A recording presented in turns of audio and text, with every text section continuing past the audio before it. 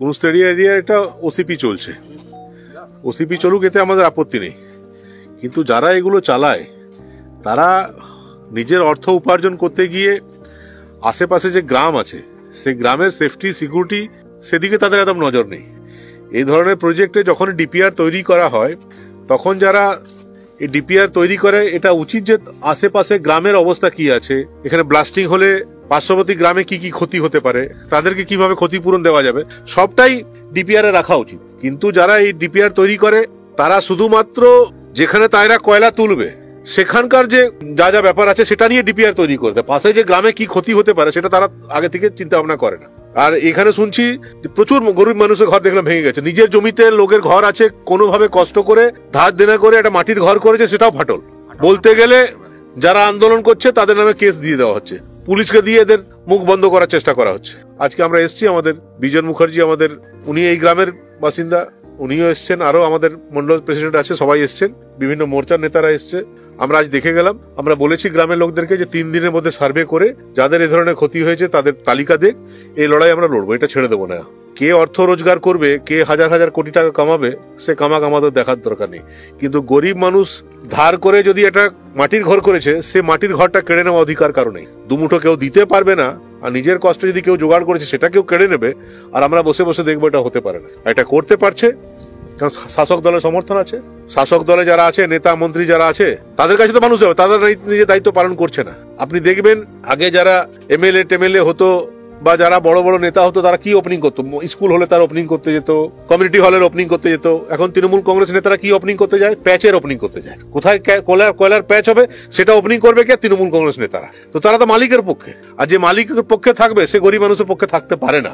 একটা লোক দুদিকে থাকতে পারে না। ভোটের সময় গরিব লোকদের পক্ষে, ভোটের সময় পায়ে পাক লেগে থাকলেও সেটা মুছে পরে প্রণাম করবে, যে মাসি আমাকে প্রণাম করতে দাও, পিসমশাই আমাকে আশীর্বাদ দাও, কারণ তখন ভোটের দরকার।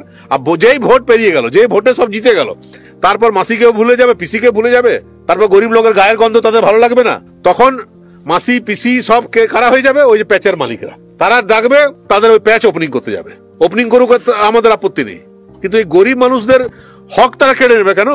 আমরা এটা ছেড়ে দেবো না। আমরা সবাই মিলে, গ্রামের আমাদের ছেলেরা যারা আছে, আমাদের দলের যারা নেতৃবৃন্দ আছে, সবাই মিলে এই শেষ দেখে আমরা ছাড়বো। দাদা, অন্যদিকে কয়লা খনিতে যে বিস্ফোরণের ফলে যে এখানে বাড়িঘর ভেঙেছে বা ফাটল ধরেছে, শুধু বাড়িঘর নয়, পাশে একটা স্কুল রয়েছে, বড় স্কুল, সেটাও প্রভাবিত হয়েছে। স্কুল প্রভাবিত হয়েছে, তো দরকার নেই তো, এখানে পড়াশোনা করা তো দরকার নেই, পশ্চিমবঙ্গে পড়াশোনা করা তো দরকার নেই। ওই নেতা মন্ত্রী ওদের তো ছেলেমেয়েরা পড়ে না এখানে, যে যারা বড় বড় লোক তাদের ছেলেমেয়েরা দেখবেন কলকাতায় পড়ছে, দার্জিলিং এ পড়ছে, অন্য রাজ্যে পাঠিয়ে দিয়েছে, কেউ বিদেশে পড়ছে, তাদের তো ছেলেমেয়েদের কোনো ক্ষতি নেই। গরিব মানুষের ছেলেমেয়েদের ক্ষতি তো বুঝুক।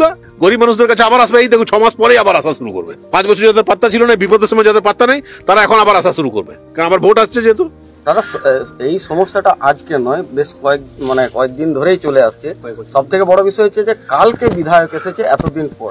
না, দেখুন, বিধায়ক আসুন, এতে আমাদের আপত্তি নেই। বিধায়ক আসুন, সাংসদ আসুন, সাংসদও তো একজন আছেন, সবাই আসুন, আমাদের আপত্তি নেই।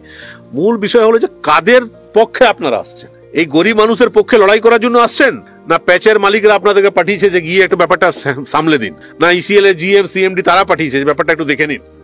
কাদের হয়ে আসছে সেটা নির্ভর করবে তারা কি করছে তার উপর। তারা যদি এদের হয়ে লড়াই করে আমরা স্বাগত জানাবো, কিন্তু আমাদের সে বিশ্বাস নেই। আমরা জানি যে তারা এসছেন, তারা জানেন, তারা আগে থেকে জানতেন যে আমরা আজকে আসতে চলেছি, সেই কারণে তারা এসছেন, জানেন যে, এবং এসে টুপি টাপি পরিয়ে দিয়ে আমি আসছি দেখছি এইসব করে দিয়ে ব্যাপারটাকে ধামাচাপা দিয়ে চলে যাবেন, এবং ওইদিকে গিয়ে বলবেন আমি সব ম্যানেজ করে দিয়ে চলে এসেছি, তোমাদের চিন্তার কিছু নেই।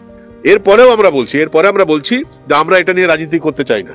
গ্রামের লোকেদের স্বার্থে, গরিব লোকেদের স্বার্থে যদি তারা সত্যি সত্যি এদের পাশে থাকতে চায়, আমাদের কোনো এখানে নেতা হওয়ার জন্য আমরা আসিনি, তারা এদের পাশে থাকুক না, আমরা সমর্থন করবো, তারাই সামনে থাকুক, আমরা পিছনে থাকবো, কিন্তু লড়াইটা যেন সঠিক হয়।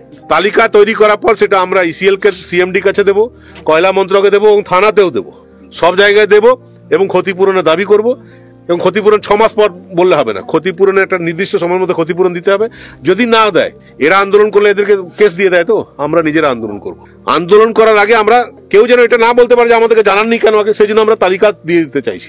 এবং তারপর যদি না হয়, আমরা দরকার হলে যা যা করার গণতান্ত্রিক যা যা আন্দোলন সব আমরা দেখবো কজন কেস দিয়ে। এর আগে তো অনেক কেস দিয়েছে। কেসের ভয়ে মানুষ তো নিজের ঘর ছেড়ে দেবে না, কোথায় গিয়ে থাকবে? আর তা না হলে এখানকার যে জিএম আছে তাকে বলছি, ও নিজের পরিবার নিয়ে এসে গ্রামে থাকুক।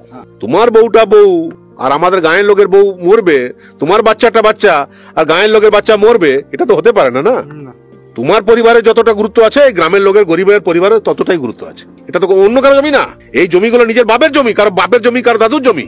তো নিজের বাপের জমিতে ভিটে মাটি ছেড়ে সবাই চলে যাবে, আর ওরা এসে কোটি কোটি টাকা নিয়ে চলে যাবে, আরামসে থাকবে। এটা হয় নাকি? এটা আমরা মেনে নেবো না কোনো মতে।